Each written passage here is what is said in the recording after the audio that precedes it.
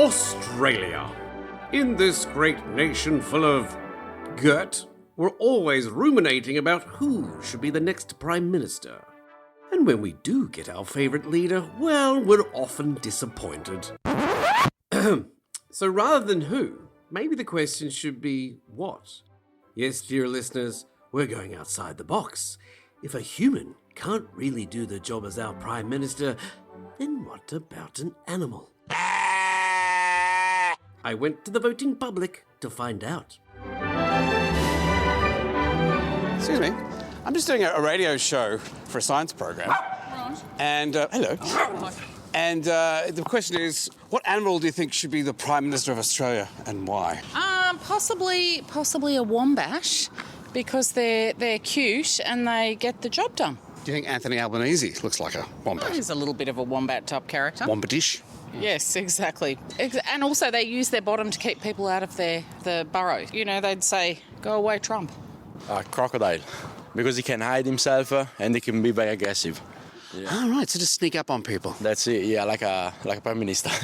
I think a whale, because they're large and wise and they migrate all around and see lots of stuff that's going on. So they'd have a lot of knowledge about the world. I think they would, yeah. They're Australian, and I feel like you want our Prime Minister to embody our country.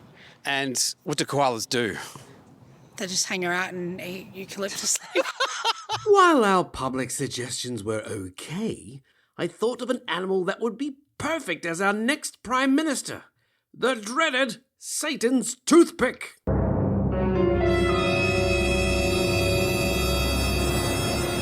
To find out more, I went to the Rare and Unusual Species Museum of Dinglewood to chat with someone who has the strangest of job titles. I'm Dr. Robert Killjoy, and I'm an ichthyologist, which means I am a marine and fish biologist. Now, ichthy is Greek for fish, which you're going to ask me about, weren't you? Do you find you have to explain yourself a lot at dinner parties? No. Why is that? I don't get invited. Huh. What can you tell us about Satan's toothpick, the kangaroo fish? Vendella sorosa. This little beauty is a tiny, tiny blood-sucking Amazonian catfish, no more than 5 centimeters. Oh, so it's a parasite? Well, yes. What it does is it sinks its teeth into the gills of larger fish and uses its backward spines to latch on until it's done. But not only fish. It's infamous for leaping into the urine stream of men unwittingly relieving themselves in the Amazon River.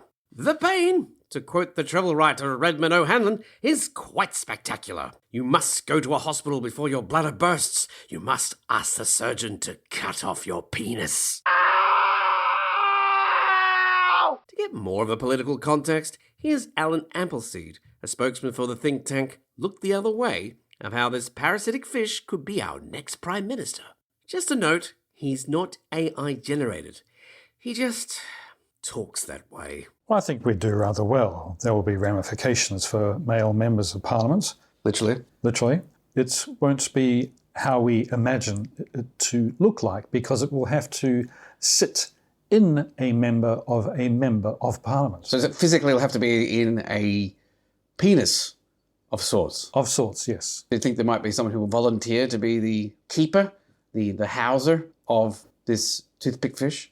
There are always interns willing to rise to power and will do anything for it. So for other members of Parliament, they're going to be somewhat terrified, I'd imagine. The fear alone will be enough to keep other members in check. However, female parliamentarians could prosper from this. There will be more women power shared equally through all political parties. Unfortunately, this little party of parties could never happen because... No. It's just physically impossible for a kangaroo to leap up against the force of the urine and open up the urethra. There was a documented case of one in 1997. Yes, I know about that one. Look, it's been debunked. Why? Because, hold on to your seats, the kangaroo are not attracted to urine.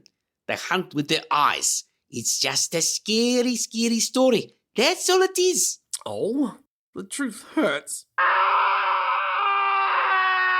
In any case, I thought I'd put my proposition back to the public. I'm sure they'd love a kangaroo toothpick fish as our next Prime Minister.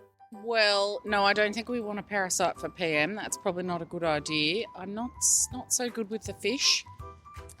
That's pretty full on. It depends on their policies, I reckon. It's probably not that different to what we've got. Exactly. That's what I'm putting in there. I think it's exactly the same thing, isn't it? Potentially, yeah. Yeah. After the recent budget, yeah. Yeah, parasites. Yeah, parasites. That may be reflective of current political leaders, but maybe I'd prefer the whale. It's a parasite for power. Leaders are parasites for power. What do you think about that one? I quite like that. I think that's very good. Yeah. I like it. Yeah. I couldn't agree more. This was a made-up podcast with absolutely no experts involved whatsoever. I'm Russell McGilton. Thanks for listening.